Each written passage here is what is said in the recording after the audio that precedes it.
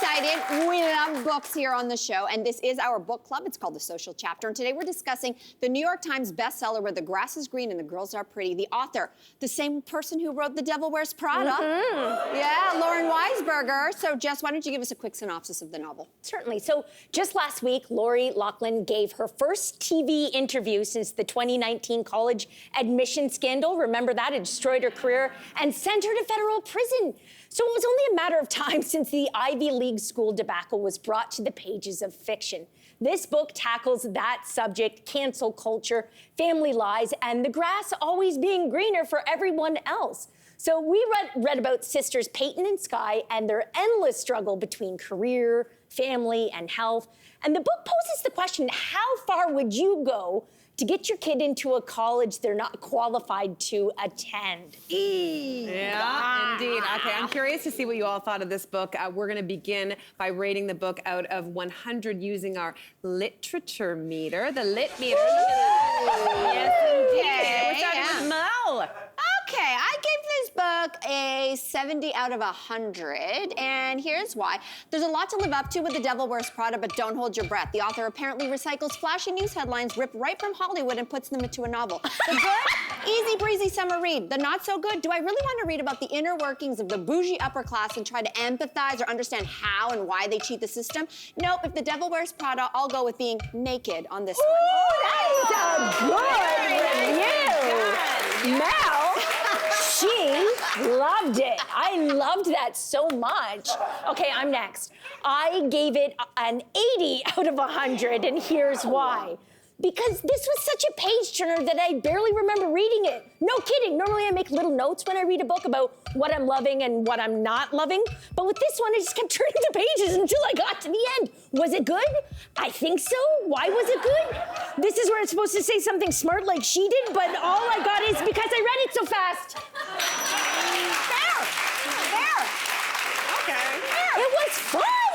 All right, I gave it What did you a give? 68 out of 100. And here's why. Listen, if you liked The Morning Show and Big Little Lies, you're probably gonna like this book. It's about mothers, sisters, and the lengths some people go to in an attempt to achieve perfection. Unfortunately for me, there just wasn't a lot of depth. I didn't particularly care about any of the characters, although I did feel oddly bad for the husband and the children. Yeah. But if you're relaxing in the cottage, this just might be your perfect end of summer beach read. Yeah.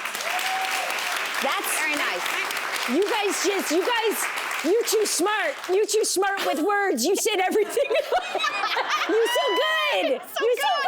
Although I gotta say, maybe combine the three of us are good because we asked the audience at home to give a rating as well, and you at home gave this book a 65. I really That's wanted, the I first wanted to give it meter. a 65. I gotta tell you, I wanted to say See? 65. You know, Anyway. It's kind of a little bit out of all of us. Who doesn't want to have a little fun every now and then? Oh my goodness. Well, let's talk about Peyton's reason for trying to buy a Princeton admission for her daughter Max. Did you feel any sympathy at all for Peyton? Like, could you understand how she got there? You couldn't even understand, like, think about how thin that line is between, Franklin the Delano Jackson the 7th is gonna buy a library or build a library and it's gonna have his name on it. Oh, and by the way, can my son go to the school? Sure, the 7th guy I just named. Right. You know, like, that's legal. Here's the thing. So Peyton is a news anchor on one of America's top news networks in the book.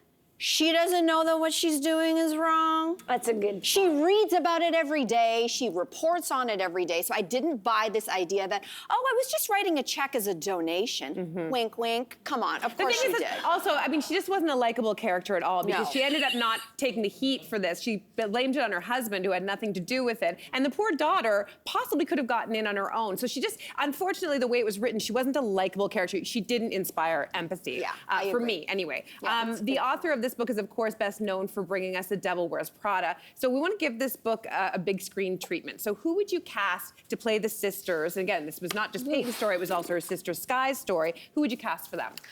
Because again, was just having so much fun this summer reading an easy breezy book, I went very obvious. Do we have a cover of the book anywhere? Anyway, the illustration on the book reminded me of two actresses, and one was Leslie Mann, and the other one was Kate Beckinsale. To play who and who? So Leslie Mann plays Peyton. Peyton, Yeah, the news anchor, and the sister is Skye, and that's Kate Beckinsale. interesting. It looks exactly like the cover of the book. Yes, literally. I can see that too. Yeah. So I chose for Peyton. I chose. I'm gonna forget her name right now. She's on The View, and I could not stop seeing. Sarah Haynes is her name. Yeah. Sarah Haynes.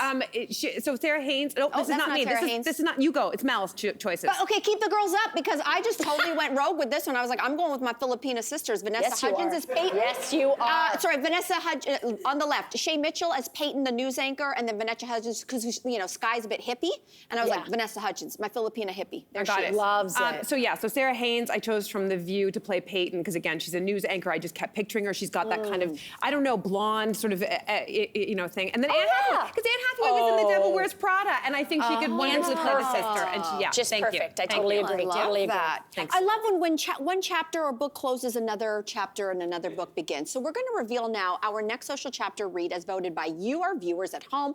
Our next social chapter selection is a Reese Witherspoon favorite, Honey and Spice by Baloo Babalola. I'm so excited about this. So this book explores questions about gender, sexuality, modern dating, and ever since Bridgerton gave us the ultimate fake dating romance between Daphne and Simon, I personally have been craving for another fake dating plot. So good news for our studio audience. You're going home with your copy of the book today.